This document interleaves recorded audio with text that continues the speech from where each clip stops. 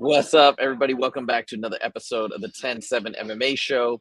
And thank you for joining. It is back to our Friday stream. We're doing it at a little bit of an earlier time than we normally do. Usually we do it at 1:30 p.m. PST. So if you're new to the channel, if you're seeing this video, make sure to join back on Mondays and Fridays at that time, 1:30 p.m. PST. We had to move it up. Obviously, our plans are a little crazy today. But anyways, we are excited to be here today because there's been major news, major announcements in the world of mixed martial arts and the UFC in particular, as well as some interesting developments in this Mike Tyson versus Jake Paul fight that's happening on Netflix in July.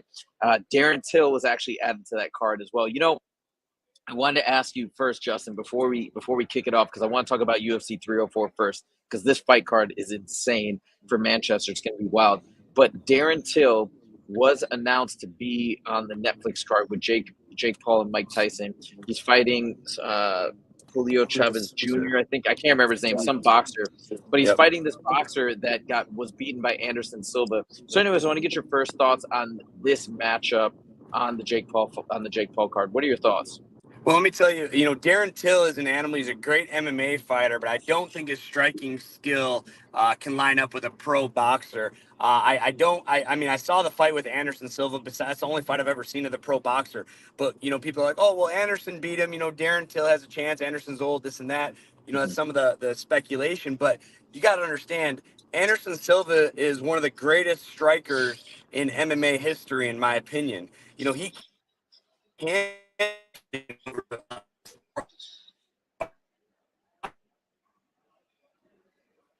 think we lost Justin. All right.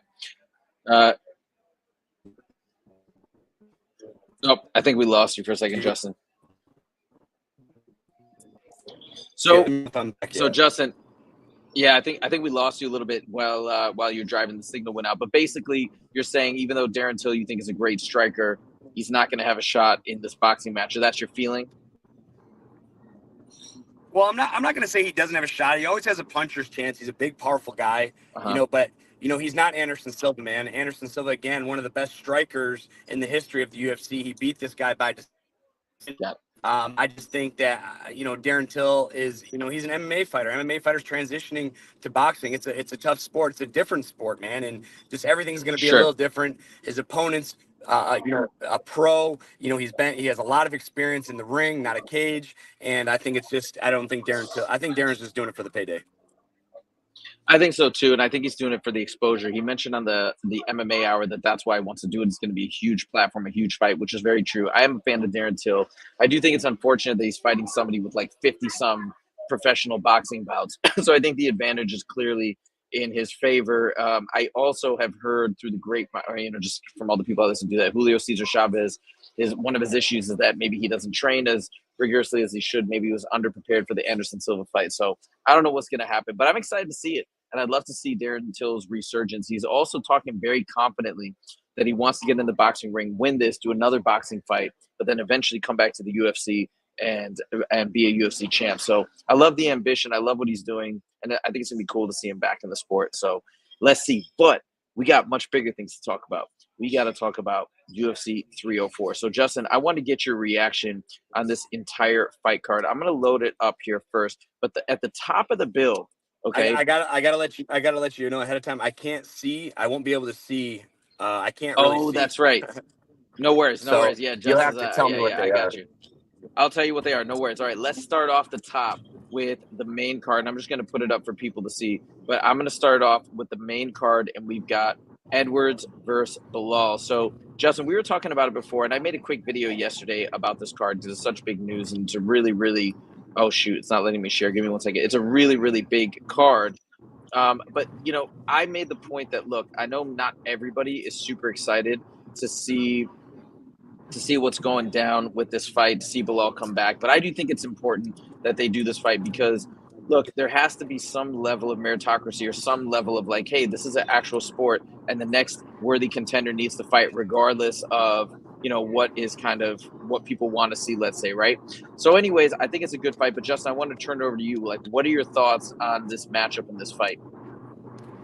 You know what? My favorite part about the matchup is it's going to be on at like 3 or 4 o'clock in the morning, and I'm going to be sleeping.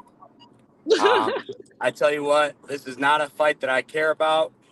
This is not a fight that I have really interested in. And again, Yeah. it's not. And again, I know I come off like a Bilal hater. I'm not a Bilal hater. I'm really not. I'm just not a fan of the guy. He's never done me Yep. wrong. He's an incredible fighter. I just really don't care for his style.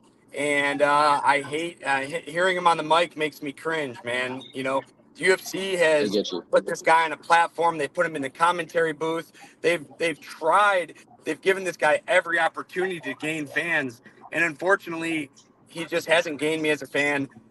You know, as we talked earlier, you know, there is a pecking order of who he does deserve a title shot. I'm not going to disagree with that. He's an incredible fighter, but again, I'm really happy this fight is one of the Manchester cards so it's not one I'm going to stay awake for. Okay, fair point. And I totally see where you're coming from. I am interested to see what happened. Obviously, the last fight ended in a no contest due to an eye poke, so it is a rematch. It is what I think makes sense in terms of the rankings. Maybe not the most exciting fight, but fair enough. This is at the top of the bill. I'm just so excited to see Leon Edwards fight again, so that's what I'm looking forward to. And now we come to the co-main event. Tom Aspinall versus Curtis Blades. Okay, so this is also a rematch. It's interesting. The two headliners are both rematches, but if you guys remember the last fight, Tom Aspinall had a kind of like a freak knee injury that I think that had been lingering for a long time. He couldn't fight. I think he officially got the loss, but obviously it's not really considered a loss on his record. So now they're rematching. It's kind of interesting because they're fighting for the interim title belt while John Jones continues to nurse his injury. What do you think of the matchup between Tom Aspinall and Curtis Blades? Dude, Curtis Blades is an OG, man. This guy has been around. He's fought a who's who. You know, it's every time, you know, you think he's done, and next thing he's coming back winning fights, man. I'm really excited about this fight. I think this is a huge opportunity for Curtis Blades. Curtis Blades, again, he's been around for a long time. He's fought a who's who in the sport, and now he's finally getting, you know, a shot.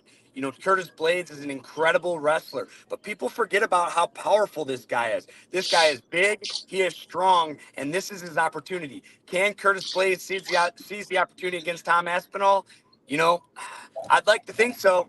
I definitely like to think so. Like I said, when you've been around and you have the experience like Curtis Blades does, I mean, the motivation has to be at the all-time high. This is the opportunity he's been fighting his whole life for, and I really hope he makes the best of it.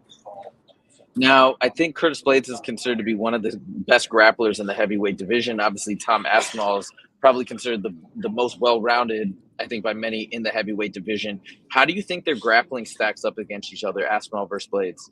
You know, an English fighter versus the American wrestler. I got to take the American wrestler all the time. I just saw a wrestling stat, and it was like how many wrestlers go to the Olympics, and it's like Russia sent 14 guys to the Olympics this year. The U.S. sent 8, and that took up more than 40% of the Olympic spots in the whole world. With that being said, the reason I point that out is just American wrestling is just so dominant over all other countries. You know, and him coming from the UK, Manchester, I believe Tom Aspinall. Where's Tom Aspinall from?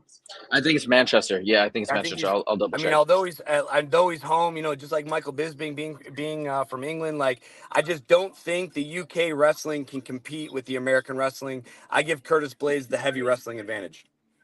Okay, and by the way, he's fighting out of Salford, England. I'm not sure exactly where that is, but I think Manchester is essentially the closest place or closest stadium to his home, was my understanding. Hey, what's up, Celine? Celine says hello, welcome to the show. Thank you so much for joining. Yeah, so all right, well, very interesting. I look, I'm a big Tom Aspinall fan. I think I'm going to be rooting for him, and I think I'm going to be giving him the edge. But obviously, that's your opinion is much more valid and legitimate in this respect. So let's see what happens. But there's more to this card, way more to this card, and we got to keep going to the next fight. This is wild, dude. Bobby Green versus Paddy Pimblett. Paddy Pimblett's back, and whatever people want to say about him, I'm tuning in every time he fights. And the pressure's going to be amazing. Him and Bobby Green, you know they're going to go back and forth, and I think it's a really interesting fight. I've been listening to a lot of people talk about the matchup, and I think a lot of folks are actually feeling like that Bobby Green is going to come out victorious in this matchup. But what are your thoughts? Do you have a take on the matchup and the fight outcome? Dude, I tell you what, man, I am a huge Bobby Green fan. You know, Patty's grown on me over time as well. I'm not as much of a Patty fan as I am and Bobby, but I'm a fan of both these guys, man. Bobby's been around the sport. I've known a Bobby Green since I was an amateur fighter, early on amateur fighter.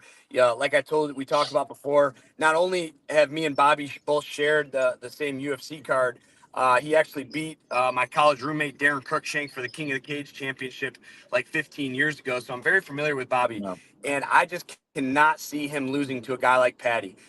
We're going to talk about an incredible presser. These guys are going to be jaw jacking. Bobby is Mhm. just, he's just a character in himself, and it's not fake, man. That's the thing I love about Bobby Green. When he shows up, you know, I remember when Dana White was addressing us before my fight with Frank Camacho. It's called like the Dana White meeting or whatever, and all the fighters, you're either addressed by Dana or you're addressed by Sean Shelby. And I just remember Dana talking and Bobby chirping at him the whole time, making everybody laugh. You know, I have so much respect for this guy and so much. He's done so much for the sport out of the UFC, in the UFC. I cannot see Bobby Green losing to Paddy Pimblett. It's just, I think the skill set and the experience is just on a different level. Yeah, and you know what I think what a lot of people are saying too is the takedown defense and the grappling that Bobby Green has is likely going to be enough to keep the fight standing, and then on the feet, Bobby Green might have the advantage. So that's what people are saying. That's what MMA Guru and other folks are saying. They're picking Bobby Green. I think this is a really interesting matchup, and I don't know. It's going to be a lot of fun. Obviously, Patty's going to be on home turf. She's going to have the fans behind him. But how amazing! Okay, and let's keep going. Let's see the rest of this card. We also have Arnold Allen versus Giga Chikadze, and which is a great fight, by the way. But the one I want to talk about to round this card out is the next fight that I'm probably the most excited about. Might actually be even more excited about this than Aspinall versus Blades. This is Muhammad Makayev versus Manel Kape. Now, the interesting thing about this matchup is number 6 versus number 7, but it's two people that a lot of folks saw as potentially ending the year as champion. I actually picked Manel Kape to end the year as the flyweight champ. But you know, this is going to be a really, really cool matchup. Manel Kape, you guys don't remember, he missed weight on his last fight, so now he's coming back. He's hopefully going to make weight, going to be ready for this fight. Obviously, Muhammad Makayev is a big grappler. Manel Kape, more of a striker, but has great grappling defense. What do you think about this matchup? Do you have any thoughts, especially for Muhammad Makayev, who's a super young fighter? I think he's like 23 or 24, which is insane. Yeah, you know, I'm a big fan of Cop. Now, the problem we have right now is he missed weight his last fight. So, I mean, my biggest focus is he needs to make weight, especially, you know, you think he's going to be the next champion. You know, if you can't, and that's, he has to make 126 pounds. Championship weight Yep. is 125. Maybe he had a bad Right. cut. Maybe he had an injury. Maybe there's some stipulation. But the most important part after you miss weight is making weight the next time. So that's Right. really going to be a big tell here. If he misses weight, I don't know if they do 2 weight misses or 3. It might be 3 strikes, you're out. You're gonna have to bump up to 135. I think he has potential to be great. I'm very excited about this matchup as well. And you know, in the opposition, you have a great grappler. Cop has to keep this fight on the feet, and I think he can knock him out. Oh man, it is going to be good. Now, if we want to talk about smack talk, it's really cool because Manel Kape is like amazing on the mic and at the pressers. And English is like his third language; it's not even first or second. But he's so good on the mic, and then you have Patty and Bobby going back and forth. This is going to be a lot of fun. I can't wait. You might not be super interested in the main event, but hopefully you'll catch the presser because I think it's going to be a blast. All right, so I just wanted to talk to you guys about this and get Justin's reaction as well because I think it's a really big fight announcement. But now we're moving on. Let's get back to our regular view. We're moving on to some kind of fun news for our channel. I made a video the other day about, it was just a short about Ian Garry versus Colby Covington. And basically what I said was, I was like, look, we've talked about this. It appears as though Colby is trying to avoid the fight against Ian Garry, which is a bummer because me and Justin talked at length about how this fight would be so incredible. I mean, it's literally Kobe's chance to fight Conor McGregor, who he always talks about. He's always laudatory towards him, but somehow he's choosing not to do so. So in one of the shorts that we made, we posted this on our Instagram channel, and I'm going to show you right now. Hold on. So check this out. We're going to do a little screen share. I basically said, look, for all intents and purposes, this is the dream fight for Kobe. He's going to have a chance to jaw back and forth with Conor, go back and forth with Ian Garry, do all his smack talk, write his script, do everything that he does in preparation that's entertaining for the fans. And if he wins, dude, he could have a shot against Conor. I mean, this could be wild, the setup, you know. This could catapult him into superstardom. So why is he not taking the fight? And my conclusion was, and I'm not even trying to talk smack, but it must have been a calculated decision, assuming that, hey man, we just think the odds are way too in favor of Ian Garry. Like, this matchup is just too dangerous. The chances of winning are too slim to justify taking this risk. That's what I'm feeling like has happened, because now Colby's talking about, hey, his foot still hit. By the way, Justin, he's saying his foot is still healing from the supposed break, which we don't even know is true. I think it's a lie, actually, at this point. That happened in December. Is that a real thing, that it can take over 6 months and the broken foot? I mean, I know it's possible, but like a hairline fracture, is it possible that it could still be healing, or do you think this sounds like nonsense? I'll be honest with you, man, and I'm not a Colby fan, but it's definitely possible. So about Okay. 5 years ago, probably 6 or 7 years ago, I broke my foot in training. I trained with a boot for a couple months to get ready for a fight. I was compromised for a couple of years, believe it or not. I had to change Oh, my style a lot too, because it's not that it's not when the bone healed. It's just it felt weaker. So anytime, like, if I threw a kick and I hit something hard, it was like it felt like it was rebroken. Although it wasn't breaking every time I kick. If I yeah. hit anything, it felt like it was. And he might be going through some of that, almost like a turf toe kind of thing. With that being said, to go on your point, with the trash talk, I think Colby Covington will be out trash talked by Ian Garry and Conor McGregor. Yes, And I mean, I there's a agree. lot of things to look into this. Like, the guys that Colby trash talks to aren't always the best trash talkers back. So Right, when right, he right, gets right. going against an A-list trash talker, let alone two A-list trash talkers, plus I don't think he can beat Uh, Ian Garry. I mean, does he want to really get on stage and embarrass himself in front of everybody when Connor's bashing on him? Ian Garry is going to be bashing on him. He's not going to have anything to say back. He's going to get starched in his fight, and that's just going to fuel the fire. Now, you look at the other side, like you very said. good point. If he does beat Ian Garry, he's right back into title contention. And honestly, as a fighter, that's the only thing that matters. Is getting back into title contention. So I don't understand why he's not taking this fight unless he knows he can't win. That's the only reason a fighter doesn't take a fight, is if he knows it's too dangerous. Because if you called me right now and said, "Hey, we got to fight against fucking Dustin Poirier," and if you win, you will get an immediate title shot. You know what Justin James is doing? I'm cutting to 155, and I'm going to fight Dustin Poirier. Right. I think and I think that makes sense. And look, I'm no one to talk, right? I you know, I can't really say much. You can say it because obviously you're an actual fighter and you've walked the walk. You can talk the talk. But I get that exactly. You have that shot. Why not take it? That's what you're fighting for. So I think it must be so statistically improbable, according to his team, that he'll win, that he's not taking the fight. But look at this. This is the thing I want to show you guys. Look, Ian Garry, official, spot on. Yeah, he agrees with us. So that's really fun. One thing I wanted to say that's been so much fun about this podcast and getting to talk about the sport that we love is you do get to interact with fighters. Like, we've had a couple people like Sean Strickland, obviously your teammate, but it's really, really fun to get to sort of interact with our favorite fighters. It's really cool. Okay, now let's moving on to the next topic. Topic number 3.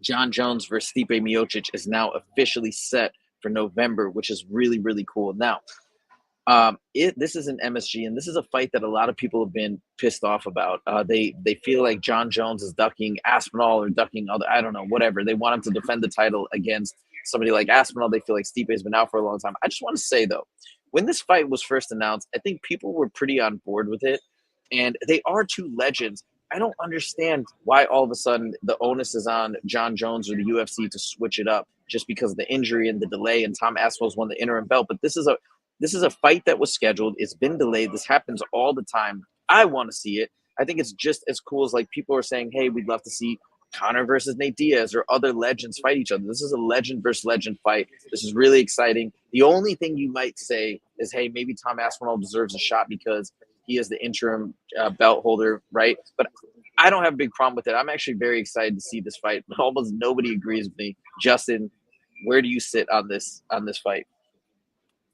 Okay, so originally, my take on it. I'm just getting to the gym right now. Actually, I just got back from doctor Yeah, appointment. So originally, my take no on this worries. fight.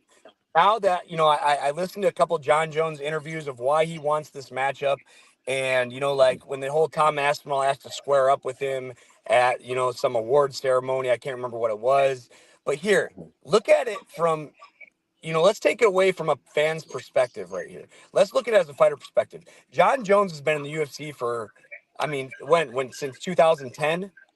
John has Uh, never shied away from a fight. He has always fought the best fighters in the world. He never gets a canned fight.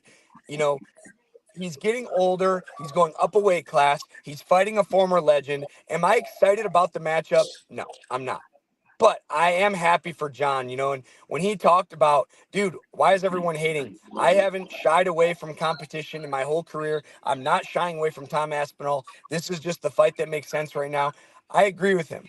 I think that this is a great fight to go out. I think it's the haters, and I honestly think it's a little bit of the hater in me that he's undefeated. Everyone wants to see him lose, and everyone not knows he's yeah. going to beat Stipe. So they're like, oh, he probably can beat Tom Aspinall too, but he has a better chance of losing to Tom than he does Stipe. So everyone wants him to take the harder fight because all the haters want to see him lose.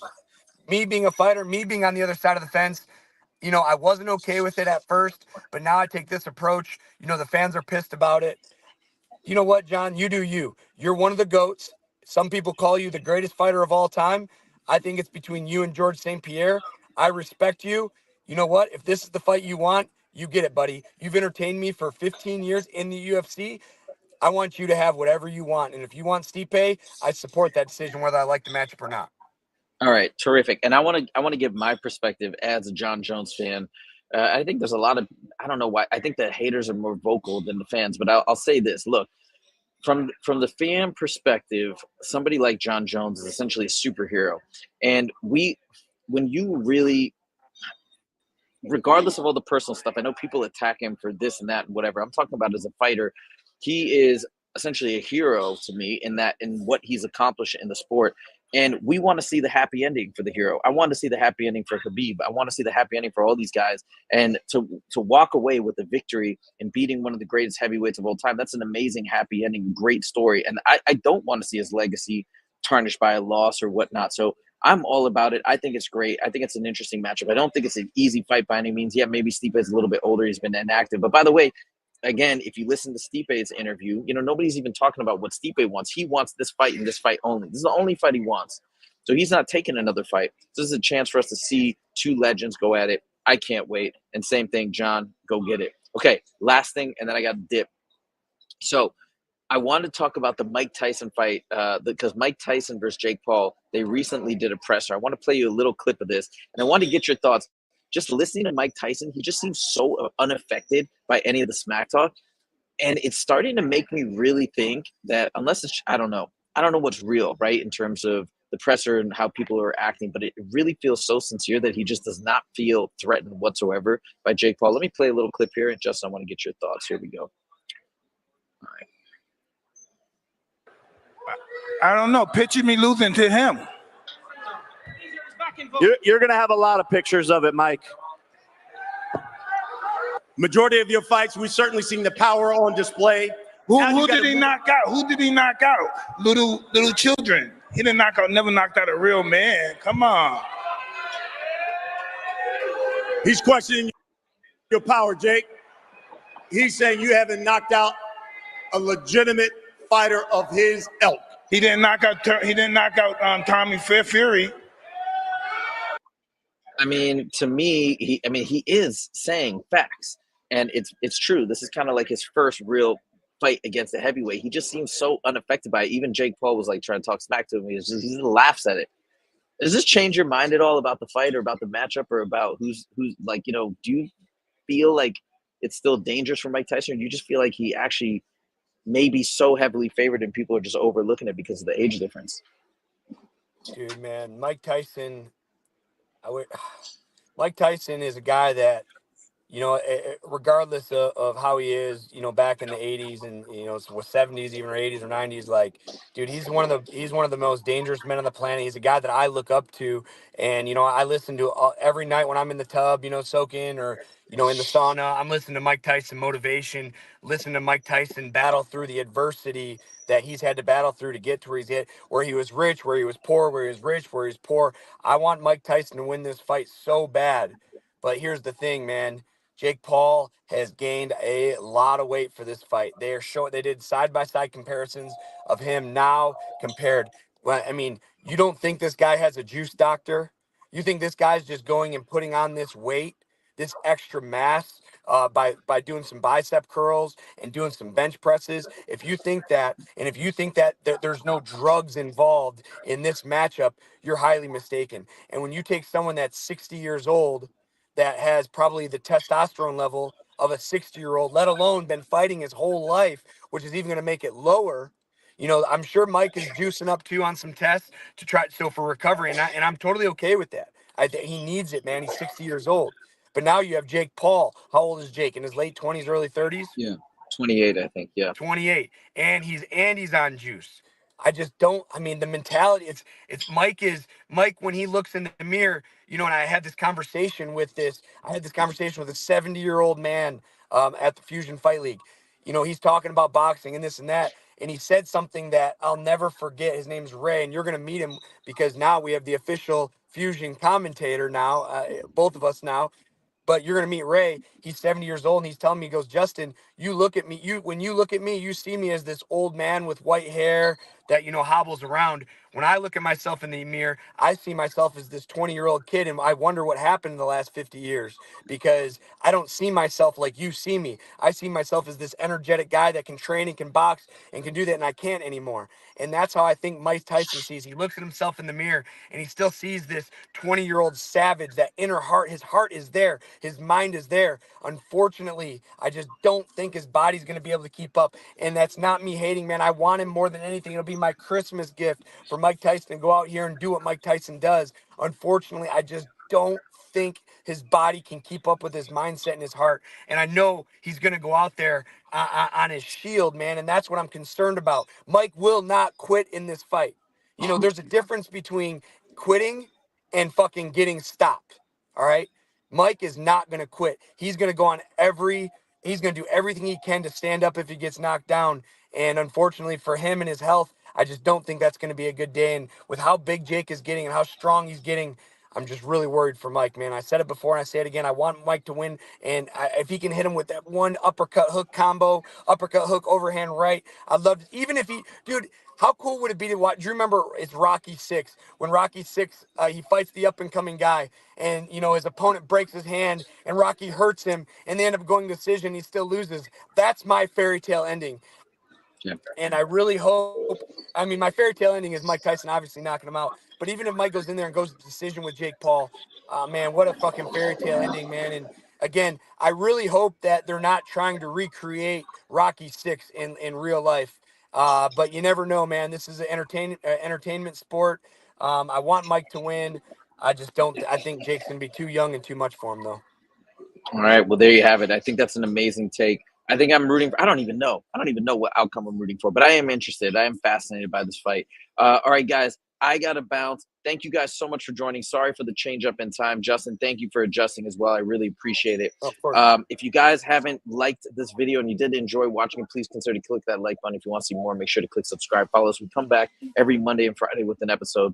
Thank you guys so much for joining. We'll see you next time. Take it easy.